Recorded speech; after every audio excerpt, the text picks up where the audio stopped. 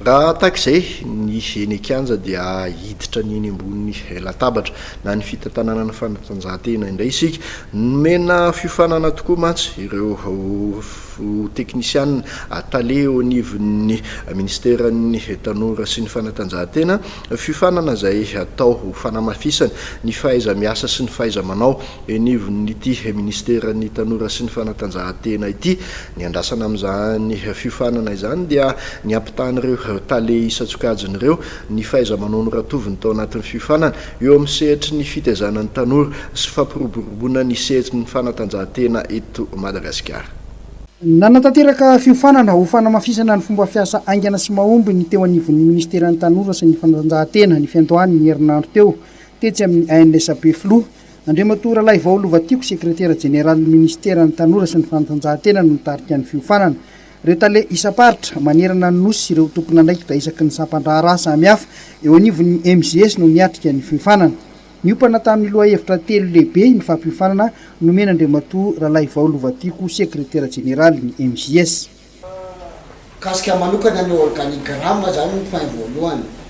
resaka aminareo fohifohy kasika ny organigramme ny firafitry ny organigramme atsika dia manahoana ny fifandraisana ao anatin'izay toerana misy anareo ao anatin'izay organigramme zay zay aloha ny point voalohany. Point faharoa dia resaka aminareo manokana kasika manokana ny PTA ny ministera ny aingavy amin'ny contrat programme ny fanaovan'ny ministra tamin'ny gouvernement. Ny tiako resahana amintsika ao anatin'izay dia izao nizaniza ato anatin'ny ministera dia midécoulé avy amin'izay PTA zay ny PTA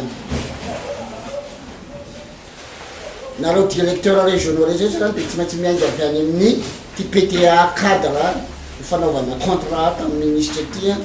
ny PTA tsika tsirairay fa tsy mahazo mivoaka an'izay zay aloha zany zavatra afatra lehibe zay. Dia ny fahatelo amin'izay PTA miaraka amin'ny fandraindreo zany resaka sa dimension suivi évaluation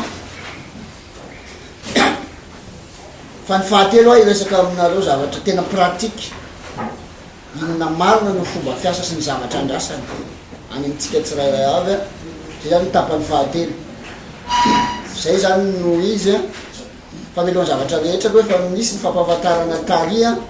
everiko tsy mbola maty antoka tsika mamerina ny fampahafantarana. Mifototra tanteraka amin'ny fanatanterahana ny plan de travail annuel na ny PTA izay famatorany MJs sy ny gouvernemanta ny asan'ny rehetra hoy ny SG ny ministera.